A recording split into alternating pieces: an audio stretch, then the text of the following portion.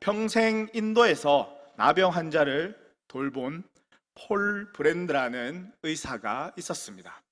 하루는 그가 진료를 마치고 집으로 돌아왔는데요. 그의 아내가 이렇게 이야기했습니다. 여보, 신발은 왜 들고 들어오세요? 이 말을 듣는 순간 폴 브랜드는 드디어 나도 나병에 걸렸구나라는 생각이 들어 급히 방으로 달려들어가 자신의 다리를 바늘로 찔러 보았다고 합니다. 나병에 걸리면 감각을 잃어버리기 때문에 바늘로 찔러 본 것인데요. 발에서 통증이 느껴지지 않아 그는 그 자리에 털썩 주저앉고 기도를 했습니다. 하나님, 발가락에 아무런 통증이 없습니다. 제발 고통을 돌려주세요라고 밤새도록 울며 기도했다고 합니다. 다행히도 그에게 나타난 증상은 일시적인 마비 현상이었고 나병에 걸린 것이 아니었습니다. 이 사실을 알게 된 폴 브랜드는 이렇게 다시 기도했는데요. 하나님, 나에게 고통을 주셔서 감사합니다 라고 기도를 했다고 합니다. 이와 같이 우리가 인생을 살아가면서 생각지도 못한 고통의 순간을 만나곤 합니다. 어느 날 갑자기 병이 찾아오거나 직장에서의 일이 잘 풀리고 있는데 가정에 문제가 생기거나 하는 고난을 겪곤 합니다. 이러한 상황을 만나게 된다면 우리는 어떻게 해야 할까요? 오늘 본문에 등장하고 있는 바울은 하나님께 특별히 사랑을 받아 복음을 전하는 일에 쓰임 받았던 인물이었습니다. 이러한 특별한 사람에게는 하나님의 복이 특별하게 넘쳐나야 할 것만 같습니다. 재물의 복이 아니더라도 명예의 복을 그에게 주었어야 할 터인데 그가 칭찬받기는커녕 가는 곳곳마다 핍박과 박해를 받아야만 했습니다. 단란한 가정이라도 있는가 하면 그렇지 못했습니다. 그럼 그의 건강만큼이라도 좋았을까요? 아쉽게도 그는 건강도 좋지 못했는데요. 자신에게 있는 지병이 그를 괴롭혔다라고 고백하고 있을 정도로 그의 건강은 좋지 못했습니다. 바울은 자신에게 있는 그 지병을 오늘 본문에 이렇게 표현하고 있습니다. 가시. 여기 계신 분들 중에 한 번쯤 생선을 먹다가 가시에 걸려본 경험이 있을 겁니다. 생선가시가 목에 걸린다는 것 어떻습니까? 상상만 해도 끔찍합니다. 이런 가시가 바울에게 있다고 바울이 고백하고 있는데 대부분의 학자들은 바울에게 있는 이 가시가 안질 또는 간질이라고 보고 있습니다. 중요한 것은 그의 가시가 어떤 것이었느냐가 아니라 이런 가시가 언제 주어졌고 또 왜 주어지게 되었는가입니다. 7절을 보면 바울은 여러 계시를 받은 후에 가시가 주어졌다라고 고백하고 있습니다. 바울이 여러 계시를 받은 그때가 언제인가요? 본문에서 기록하고 있듯이 14년 전이었는데 바울이 사역을 시작하는 초기에 엄청난 신비한 영적 경험을 하면서 그의 몸에 가시가 주어졌습니다. 그 후 14년 동안 이 가시가 바울에게 계속 머물고 있는 것입니다. 그렇다면 하나님께서 바울에게 왜 이러한 고통을 주셨을까요? 바울은 그 이유를 알고 있었습니다. 그랬기에 그렇게 자신을 힘들게 하는 그 가시가 있다고 해도 도리어 크게 기뻐한다라고 고백할 수 있었던 것입니다. 만일 우리에게 바울과 같은 그 가시가 14년 동안 주어진다라고 하면 어떨 것 같습니까? 바울과 같이 크게 기뻐할 수 있을까요? 아마 바울처럼 그렇게 기뻐하는 수준까지는 가기는 쉽지 않을 것입니다. 비록 그 수준까지는 못 가더라도 최소한 이유라도 알면 고통 앞에서 불평하지 않고 믿음으로 견뎌낼 수 있지는 않을까요? 물론 이유를 알고 있다면 충분히 견뎌낼 힘이 생기기 마련입니다. 그러나 중요한 것은 단순히 견디는 것으로 그치는 것이 아니라 우리에게 주어진 그 가시를 두고 기뻐할 수 있어야 하는데요. 가시가 우리에게 주는 유익이 있기 때문입니다. 그렇다면 이 육체에 주어지는 이 가시가 우리에게 주는 유익이 무엇일까요? 먼저 우리를 자만하지 않게 해줍니다.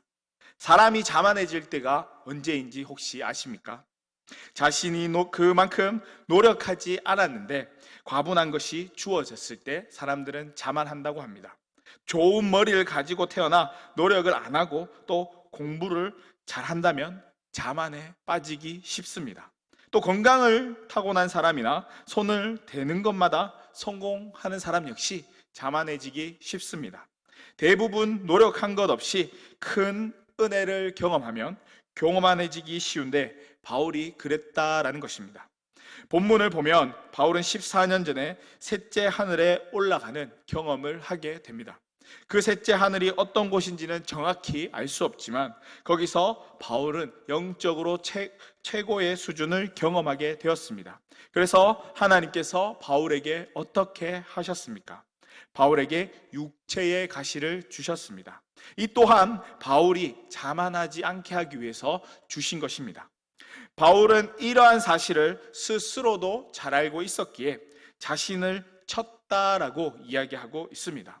이 말은 단순히 한 번 치고 그치는 것이 아니라 계속해서 자신을 치고 있다라는 것을 의미하고 있는데요.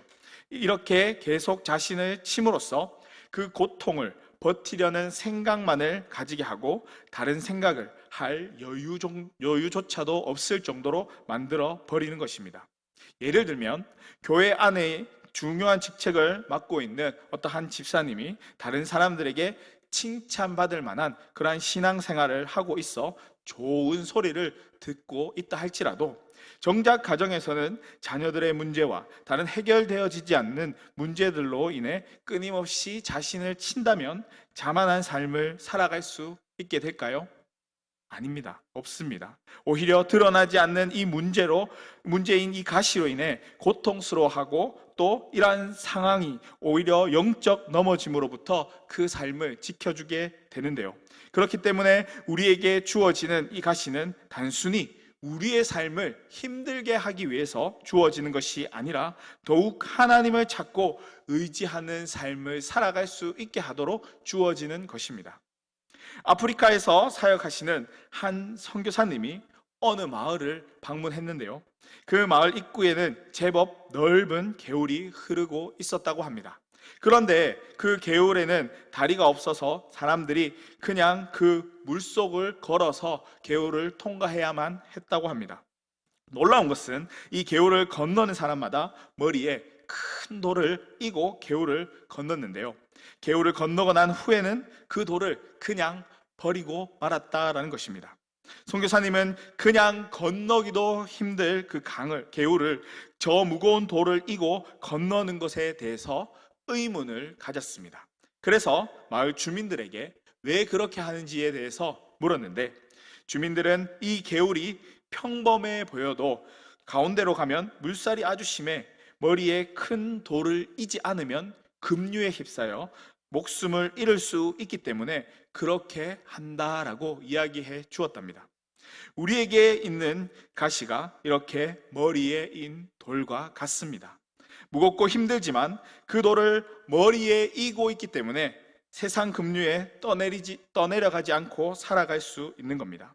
하나님께서는 교만이라는 급류에 휘말리지 않고 인생이라는 그 강을 건너게 하려고 큰 돌과 같은 시련을 우리에게 주는 것입니다. 우리가 살아가다 보면 종종 우리가 원치 않는 고난이 우리에게 찾아올 때가 있습니다. 그리고 그 고난이 왜 찾아오는지 그 이유조차도 알 수 없을 때가 있습니다. 우리에게 고난이 왜 찾아오는지 그 이유를 찾으려 하기보다는 우리에게 주어진 그 고난을 교만에 빠지지 않게 하기 위해 주어진 가시라 여기고 하나님께 감사하며 나아갈 수 있어야 합니다. 왜죠? 이러한 가시가 우리에게 없다면 어쩌면 우리는 지금 이 자리에 없을지도 모릅니다. 나에게 주어진 가시가 있기에 하나님을 간절히 찾고 부르질 수 있기 때문입니다. 우리가 가시에 찔리면 찔릴수록 그 부족함을 더 깨닫게 되고 우리를 아프게 하는 이 가시로 인해서 우리가 주님을 더욱 의지하게 되고, 또 가시가 괴롭기에 주님을 더 사랑하고 주님 품에 우리가 더 나아가게 됩니다. 이 가시 때문에 이 땅에 소망을 두지 않고 천국 소망을 품고 살아갈 수 있게 되었습니다. 우리에게 주어진 이 가시는 하나님께서 우리에게 무언가를 이루어 가려는 도구로 사용되어집니다. 그렇기 때문에 우리는 우리에게 주어진 이 육체의 가시를 가지고 기뻐하는 삶을 살아갈 수 있어야 합니다. 다음으로 하나님께로 더 가까이 나아갈 수 있게 되는데요. 바울은 자신에게 있는 가시가 떠나가게 해달라고 하나님께 3번이나 간구했습니다. 당시 유대인들은 자주 아침을 금식하면서 40일 작정 기도를 했다라고 합니다. 바울도 이러한 전통에 따라서 기도를 했을 것입니다. 한 번도 아니고 3번이나 떠나지 않는 이 고통을 놓고 하나님 앞에 작정 기도를 했습니다. 그만큼 간절했다라는 것을 알 수 있습니다. 이런 간절함이 있었기에 자신에게 주어진 그 가시로 인해 하나님을 원망하는 것이 아니라 기뻐할 수 있었던 것입니다. 이런 바울의 기도를 통해 깨닫게 되는 것이 있는데요. 자기에게 주어진 문제를 가지고 제대로 기도하지 않고 그저 내 육체의 가시야라고 생각하고 자포자기해서는 안 된다라는 것입니다. 예를 들어 몸이 약한 사람이 그 허약함을 핑계 삼아 이렇다 할 꿈도 품지 못하고 인생을 허송세월하며 보낼 수 있습니다. 이것은 하나님께서 바라시는 일이 아닙니다. 떠나지 않는 고통을 놓고 바울처럼 하나님의 뜻을 확신할 때까지 기도할 수 있어야 합니다. 그런 면에서 바울의 기도는 예수님의 기도의 모습과 닮았는데요. 예수님도 십자가의 잔을 지나가게 하기 위해서 하나님께 3번 기도를 했습니다. 이와 같이 3번 간절히 기도할 때 꼭 기억해야 할 원칙이 하나 있는데, 하나님의 뜻을 구하는 기도를 해야 한다라는 것입니다. 예수님께서도 내 원대로 마시옵고 아버지의 원대로 되기를 원하나이다 라고 기도했듯이 바울 또한 예수님과 같이 기도했을 것입니다. 바울도 할 수만 있다면 자신에게 있는 이 가시가 제거되어지기를 바랬겠지만 궁극적으로는 하나님의 뜻에 순종하고자 했을 것입니다. 이와 같이 하나님 앞에 기도할 때 나의 문제가 해결되어질 것을 간절하게 기도한 후에 나의 원대로가 아닌 아버지의 원대로 이루어지기를 원하는 기도를 드려야 합니다. 이렇게 아버지의 뜻을 구하며 기도하다 보면 결과와 상관없이 얻게 되는 정말 큰 영적인 유익이 있을 것인데, 그것은 바로 하나님과의 관계가 더 친밀하게 되는 것입니다. 기도를 어떤 결과물로 얻는 수단으로만 여긴다면 결과물을 얻은 후에 하나님과의 그 관계도 끝나버리게 됩니다.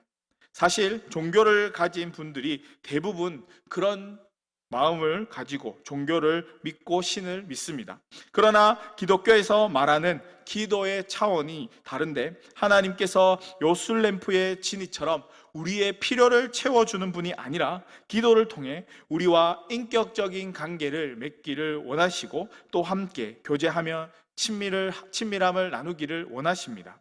몸에 있는 가시 때문에 계속 기도하다 보니 이제 어떤 결과를 얻는 것보다 더 좋은 것을 알게 될 뿐만 아니라 하나님 한 분만으로 만족하는 그 단계까지 나아갈 수 있게 되는 것입니다. 그 증거가 무엇입니까? 하나님의 응답을 보면 알 수 있는데요. 오늘 본문 9절을 보면 하나님께서 바울을 향해 이렇게 말씀하고 있습니다. 내 은혜가 내게 족하도다 라고 말씀하고 있듯이 바울은 하나님의 뜻을 분명히 깨달았기에 가시를 가지고도 기뻐할 수 있었던 것입니다. 이러한 말씀이 주어진다라는 것은 대단한 특권이 아닐 수 없습니다. 중요한 것은 이러한 특권이 주어진다고 해도 하나님의 말씀을 그대로 받아들이고 순종할 수 있는 믿음이 그 가운데 있어야 한다라는 것입니다. 어떠한 좋은 말씀이라 할지라도 그 말씀을 받을 만한 믿음이 준비되어지지 않았다면 소용없는 것이기 때문입니다. 바울은 그런 믿음까지도 준비된 삶을 살았습니다. 그랬기에 하나님께로 더 가까이 나아갈 수 있었던 것입니다. 마지막으로 하나님의 능력이 머물게 되는데요. 바울은 자신에게 주어진 가시로 인해 하나님의 능력이 자신에게 머문다라는 그 사실을 깨닫게 되는데, 9절 하반절을 보면 그리스도의 능력이 머물게 된다라고 말씀하고 있습니다. 여기서 머문다라는 말은 장막을 친다라는 뜻을 의미하고 있는데, 이렇게 장막을 치는 것은 그곳에 들어가서 머물기 위해 장막을 치는 것입니다. 그렇다면 그리스도의 능력이 언제 머물게 되는 건가요? 내가 약할 때, 나에게서 가시로 인해 괴로울 때 머물게 됩니다. 여기서 말하고 있는 괴로운 상태는 가시 때문에 아무것도 의지하지 못하고 가까스로 예수님만 붙들고 있는 그런 상태를 이야기하고 있습니다. 이렇게 약한 상태에 있을 때 주님의 능력이 온전해진다라고 말씀하고 있는 것입니다. 우리의 능력이 가장 최고일 때가 언제인가요? 내 마음의 상태가 평안하고 내 몸이 건강할 때라고 생각할 것입니다. 하지만 하나님의 생각은 우리의 생각과 다릅니다. 하나님은 우리가 하나님을 붙잡지 않고서는 도저히 설 수 없는 그 약한 상태에 있을 때, 그때 우리 안에 진정한 능력이 나타난다라고 말씀하고 있습니다. 소록도를 방문하셨던 어떤 목사님이 아주 감동적인 이야기를 한 적이 있는데요. 목회에 지친 어떤 전도사님이 소록도에 가서 한센병 환자들과 함께 예배를 드렸다라고 합니다. 통성 기도를 하고 있는데 옆에 앉은 분이 하나님, 이 놀라운 은혜를 어떻게 하면 좋습니까? 라고 기도를 하면서 울고 있었답니다. 도대체 얼마나 많은 은혜를 받은 분이기에 저렇게 기도를 할까라고 생각하고 한쪽으로 돌아보았더니 그분의 한쪽의 눈에는 눈이 아예 없고 귀와 코는 문드러져 있었고 또 입은 돌아간 상태였다고 합니다. 손가락도 다 없어져 두 팔뚝으로 예배당을 치면서 하나님, 제게 베푸신 은혜를 어떻게 다 갚을까요? 라고 울면서 기도를 했다고 합니다. 그 모습 자체만으로도 은혜를 받았지만 이 전도사님은 얼마나 큰 은혜를 받았기에 그렇게 감격하고 있는지 궁금해서 그분에게 이렇게 물어보았다고 합니다. 그러자 그분이 말씀하시기를, 내가 한센병에 걸리자 제일 먼저 7년 동안 사귀었던 여인이 나를 떠났고 이어 형제들과 곁에서 눈물을 짓던 부모님까지도 나를 떠났습니다. 그래서 아주 죽으려고 했는데 그때 하나님께서 나를 만나 주셨다고 이야기했습니다. 그리고 그분이 하나님을 찬송할 때마다 하나님께서 그분을 반겨주셨고 또 성경을 펼칠 때마다 위로해 주셨고 말씀을 들을 때마다 용기와 희망을 주시고 사랑한다라고 말씀해 주셨다라고 이야기하면서 제가 이 하나님의 은혜를 어떻게 다 갚을 수 있을까요? 라고 이야기했다고 합니다. 한센병에 걸린 그분의 상황이 얼마나 절망적인 상황입니까? 그런 절망적인 상황 속에서도 주님을 바라보았더니 내 은혜가 내게 족하도다라고 하신 그 말씀대로 그 은혜를 어떻게 갚아야 하면 좋겠냐라고 울면서 기도하는 것을 살펴볼 수 있게 됩니다. 이것은 자신의 가시를 믿음으로 또 수용할 때 경험할 수 있는 신비입니다. 그 비참한 질병의 가시 속에서도 그 은혜를 누릴 수 있다면 오늘 우리가 어떠한 약함 속에 있다 하더라도 주의 은혜를 경험하지 못하는 순간은 없을 것입니다. 바울은 자신이 약한 데서 강하게 된다라는 그 진리를 깨달았습니다. 때문에 바울은 자신의 약함을 가지고 불평하거나 원망하지 않았습니다. 오히려 자신의 연약함을 드러내는 삶을 살았습니다. 자신이 가진 것들을 부끄럽게 여길 정도로 낮아진 삶을 살아가려 했습니다. 그럴 수 있었던 것이 약한 데서 강해진다라는 그 진리를 깨달았기 때문입니다. 그렇듯 하나님께서는 스스로 강하다고 생각하는 사람을 사용하지 않으시고 자신의 약함을 알고 하나님을 찾는 사람을 사용하십니다. 우리 안에 연약함이 있는 것으로 부끄러워하는 것이 아니라 이제 그것을 하나님께 감사함으로 나아갈 수 있기를 바랍니다. 무엇보다도 나에게 약함이 있을 때 그것을 기뻐하는 삶을 살아갈 수 있기를 소망합니다. 예전에 이영표 선수가 방송에 나와서 이런 얘기를 한 적이 있다 하더라고요. 경기를 하다 보면 가끔 심판에게 불공정한 판정을 받을 때가 있다라는 이야기였습니다. 이런 판정에 대해 이영표 선수가 이렇게 이야기했는데요. 마음에 들지 않는 판정도 경기의 일부라고 생각해야 한다라고 이야기했다고 합니다. 그렇지 않으면 경기 중에 계속 판정에 불만이 남아 그날 경기를 망치고 그 다음 경기에까지 악영향을 미치게 된다라고 이야기했습니다. 이와 마찬가지로 바울이 육체의 가시를 안고 어떻게 나에게 이러실 수 있습니까? 라고 하나님 앞에 계속 불평했더라면 그가 복음 사역을 잘 감당할 수 있었을까요? 아마 제대로 감당하지 못했을 것입니다. 그러나 바울은 그러한 불평의 삶을 살아가는 것이 아니라 자신에게 주어진 가시와 그 연약함을 기쁘게 받아들였기에 하나님께 크게 쓰임받는 삶을 살아갈 수 있었던 것입니다. 바울이 크게 쓰임받음으로 인해 로마 제국이 복음화되는 것으로 그치는 것이 아니라 오늘날까지도 그 영향력이 계속해서 이어지고 있다라는 사실을 우리는 기억해야 할 것입니다. 우리 안에는 우리를 약하게 만드는 가시가 존재하고 있습니다. 각자 다른 모양으로 또 다른 형태로 다른 방법으로 존재하고 있습니다. 이것은 육신의 질병이 될 수도 있고 지워지지 않는 마음의 상처가 될 수도 있고 해결할 수 없는 경제적인 문제도 될 수가 있습니다.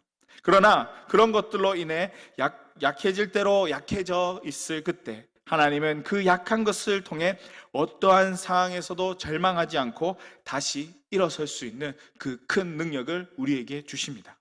때문에 하나님이 우리에게 주신 가시는 우리를 망하게 하기 위해 주어지는 도구가 아니라 오히려 우리가 더 강해질 수 있도록 주어지는 도구라는 사실을 기억할 수 있기를 바랍니다. 이 도구가 우리 가운데 있어야만이 우리가 교만한 삶을 살지 않게 되고 또 하나님께로 기도로 더 가까이 나아가는 삶을 살아갈 수 있게 됩니다. 이러한 사실을 기억하고 우리에게 주어진 이 가시를 기뻐하고 감사하는 삶을 살아갈 수 있기를 소망합니다. 이 가시가 우리를 약하게 해주는 것으로 그치는 것이 아니라 우리를 강하게 하고 우리에게 큰 능력을 준다라는 그 사실을 기억하시고 하나님께로 더 가까이 나아가 온전히 쓰임받아지는 저와 여러분의 삶이 될 수 있기를 주님의 이름으로 간절히 축복합니다.